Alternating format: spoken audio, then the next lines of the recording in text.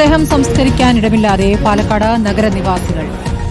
നഗരസഭയ്ക്ക് കീഴിലെ 2 വാതക ശ്മശാനങ്ങളുടെയും പ്രവർത്തനം നിലച്ചിരിക്കുകയാണ്. നഗരസഭയുടെ ജൈനിമേട്ടിലെ വാതക ശ്മശാനം തകരാറിലായിട്ട് 4 വർഷമായിരിക്കുന്നു. മെഡിക്കൽ കോളേജിന് സമീപത്തെ വാഴക്കോട് ശ്മശാനത്തിന്റെ പ്രവർത്തനം നിലച്ചിട്ടും മാസങ്ങളായി. സംസ്കരിക്കാൻ ഇടമില്ലാത്തതിനാൽ മൃതദേഹം ദിവസങ്ങളോളം ഫ്രീസറിൽ സൂക്ഷിക്കേണ്ടി വരുന്നതായി നാട്ടുകാർ തന്നെ പരാതിപ്പെടുകയാണ്. ആ രണ്ടും ബ്ലോക്കാണ്. അതെന്താണെന്ന് അറിയില്ല. അവരത് ശരിയാക്കുന്നുമില്ല. ബാക്കിയുള്ളത് ചന്ദ്രനഗറിലാണെങ്കിൽ ഇങ്ങനത്തെ അവസ്ഥ. അവിടെ 2 ഫർണസ് ഉണ്ട്, അതിൽ 1 കേടാണ്. ഇനിയിപ്പോൾ അത് നേരാക്കണം പറഞ്ഞാൽ അവർ ഒരു ദിവസം കംപ്ലീറ്റ് ബ്ലോക്ക് ആക്കിയിട്ടെന്നാണ് പറയുന്നത്. ഇത് ഒരു ദിവസം ബ്ലോക്ക് എടുക്കുന്ന അന്ന് സംഭവിച്ച മരണങ്ങളൊക്കെ എന്ത് ചെയ്യാൻ പറ്റും?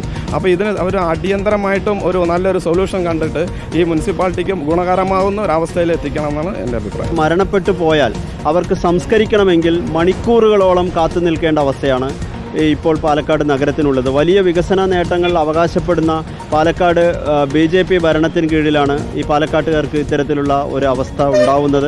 അത് ഗുണനിലവാരമില്ലാത്ത മെഷീനറികൾ പർച്ചേസ് ചെയ്യുന്നത് മൂലമാണ് ഇത്തരത്തിൽ വാതക ശ്മശാനം ഇടയ്ക്കിടെ പണിമുടക്കേണ്ടി വരുന്നത്. ഇക്ബാൽ അറക്കൽ വിവരങ്ങളുമായി. ഇക്ബാൽ, വലിയ പ്രതിസന്ധി തന്നെയാണ് പാലക്കാട് നഗരവാസികളെ സംബന്ധിച്ചപ്പോൾ. 2 വൈദ്യുതി ശ്മശാനങ്ങളും തകരാറിലായി എന്നാണോ അറിയാനാകുന്നത്? എന്താണ് നഗരസഭ ഇക്കാര്യത്തിൽ പറയുന്നത്?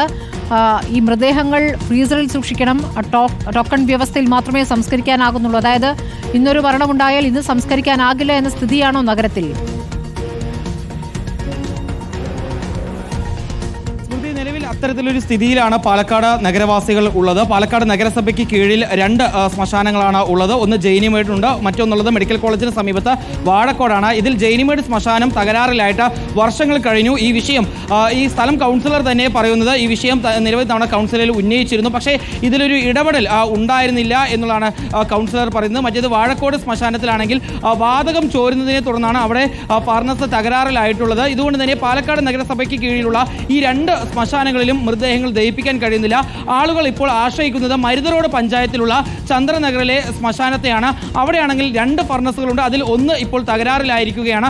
അതുകൊണ്ട് തന്നെ ഈ പാലക്കാട് മുനിസിപ്പാലിറ്റി പരിധിയിലുള്ള മൃതദേഹങ്ങൾ ഉൾപ്പെടെ ഈ മരുതറോട്ടേക്ക് എത്തിക്കുമ്പോൾ എല്ലാ മൃതദേഹങ്ങളും ഓരോ ദിവസവും സംസ്കരിക്കാൻ കഴിയുന്നില്ല. അവിടേക്ക് എത്തുന്ന മൃതദേഹങ്ങൾ അല്ലെങ്കിൽ മൃതദേഹങ്ങൾ കൊണ്ടുവരുന്ന ബന്ധുക്കൾക്ക് ഇപ്പോൾ ടോക്കൺ നൽകിയാണ് ഓരോ മൃതദേഹങ്ങളും സംസ്കരിക്കുന്നത്. അതായത് ഇപ്പോൾ നമുക്ക് പ്രതികരണം നൽകിയിട്ടുള്ള പ്രദേശവാസി തന്നെ പറയുന്നത് കഴിഞ്ഞ ദിവസം ഒലവക്കോട് വെച്ച് ഒരു വയോധിക മരണപ്പെടുന്നു. അവരുടെ മൃതദേഹം സംസ്കരിക്കാൻ വേണ്ടി ഈ മരുതറോഡ് പഞ്ചായത്തിലേക്ക് അവർക്ക് ആശ്രയിക്കേണ്ടി വരുന്നു. ചന്ദ്രനഗരത്തെ ഈ ശ്മശാനത്തിലേക്ക് എത്തിച്ചപ്പോൾ ആ ദിവസം അവർക്ക് ചടങ്ങുകൾ നടത്താൻ വേണ്ടി കഴിഞ്ഞില്ല. പിറ്റേ ദിവസത്തേക്ക് ടോക്കൺ നൽകിയാണ് പിന്നീട് വയോധികയുടെ മൃതദേഹം സംസ്കരിക്കേണ്ടി വന്നത്.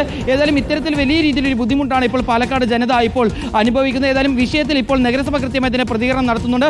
പ്രശ്നം ഏതായാലും ഒരാഴ്ചക്കുള്ളിൽ പരിഹരിക്കാമെന്നാണ് ഇപ്പോൾ നഗരസഭയുടെ സ്റ്റാൻഡിംഗ് കമ്മിറ്റി ചെയർമാനും കൂടിയായിട്ടുള്ള സ്മിതേഷ് ഇപ്പോൾ റിപ്പോർട്ടറിന് വാക്കു നൽകുകയും ചെയ്തിട്ടുള്ളത്. സ്മൃതി. ശരി, ഇക്ബാൽ അറക്കലാണ് വിവരങ്ങൾ നൽകിയത്.